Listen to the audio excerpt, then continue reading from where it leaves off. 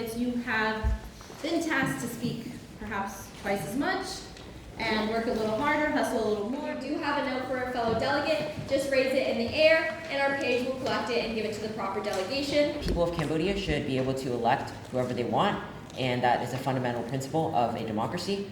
We also consider the current agrarian economy in Cambodia to be non-efficient, and many people are being overworked, which is a violation of human rights. I think we shouldn't interfere too much, but we should have investigators first go into Cambodia and see if the previous government can function well enough. If we remove them, then people will be more accepting and I guess understanding, and it's better than just invading the country, forcefully taking it over. Ghana recognizes that the Cambodia is going through a lot of genocide right now, and we believe that the government we should re-elect a new ruler for Cambodia. The SSR would like to start by trying a peaceful way to eliminate Pol Pot and replace him.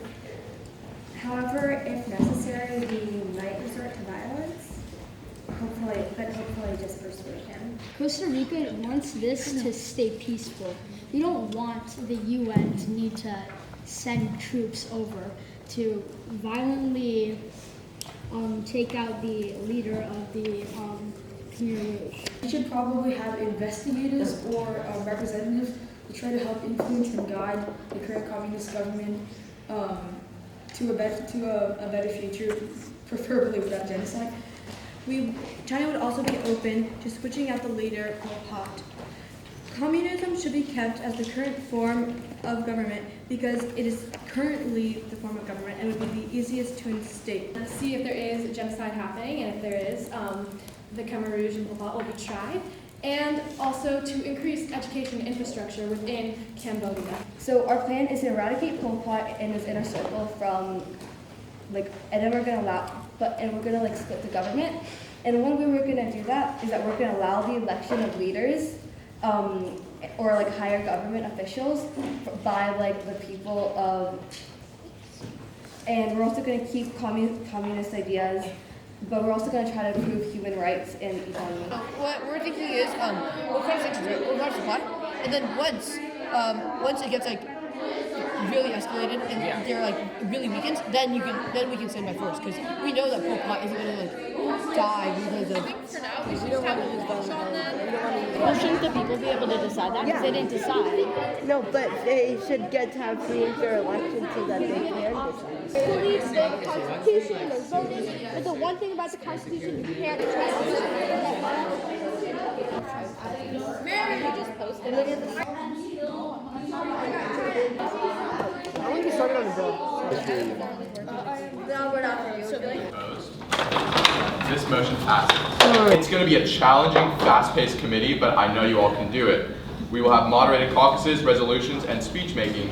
However, you have a lot more power. And a lot of times, if a crisis happens and we rush in with the crisis, a plan that you had already going could be completely shut down. We also believe that staging troops on the border of Cambodia, even though we may not be preparing an offensive, would be a smart call. We would like to supply humanitarian aid and just overall food and water just to supply the citizens of Cambodia from starving or just dying of thirst. Mauritania believes that eradicating Pol Pot and the Khmer Rouge is necessary in order to, comes first before humanitarian aid. This might be a really extreme example, so take this with a grain of salt. But in the Holocaust, they put them into imprisonment camps, which can also kind of be seen as genocide because it was harmful to a certain group of people, and then later they were all murdered, and it was really, really sad. We're glad it's over, and it was terrible. Release some confidential military plans that you have been drafting. Yes! And I've taken a look at them, and this is completely preposterous.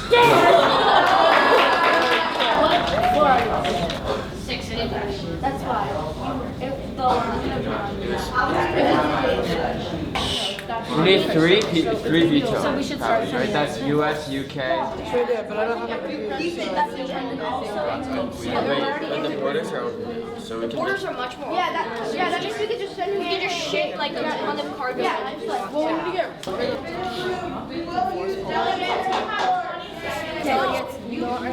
Wait, so I just love for this.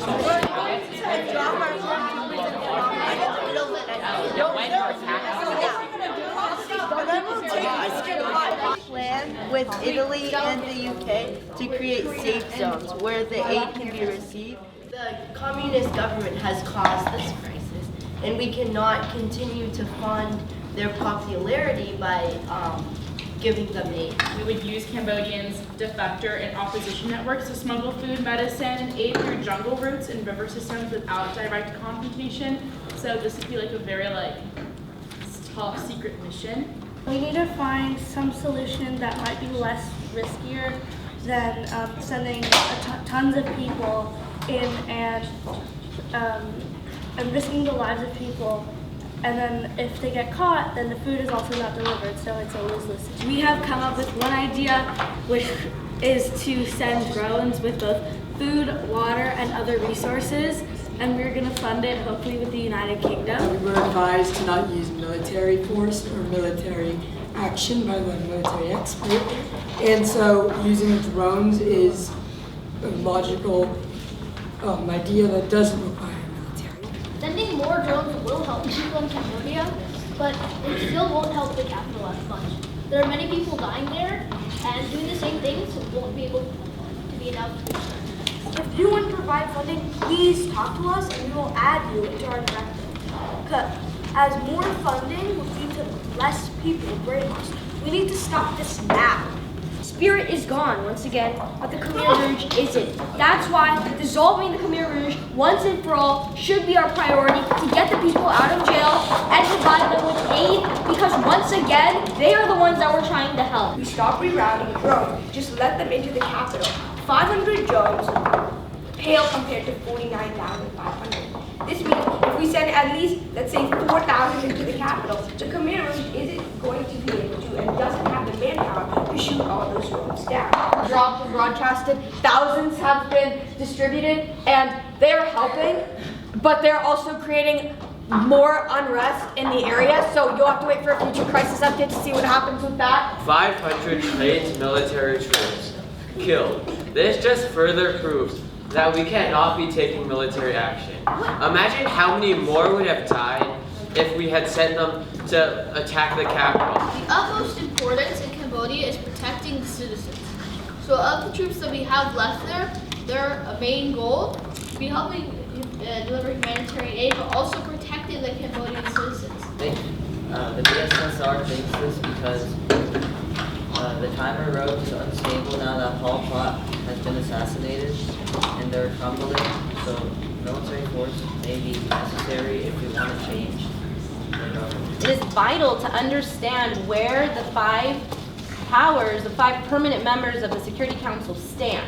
It's really important to know that before you move into a vote or a resolution. To this, it also not only shows how we're planning to get rid of the government and help the people and free them, but it also shows what we're going to do after that, including installing a government and getting the economy running. In favor of passing this directive, please raise your placards now.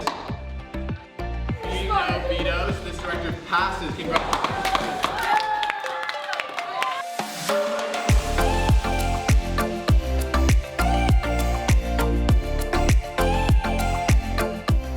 I learned how to write crisis notes, and I also learned how to write a full resolution and all the different types of phrases. Something I learned is that the veto powers really make a difference, and you have to consider understanding what they want when you're drafting a resolution. Thank you so much to everybody in the debate.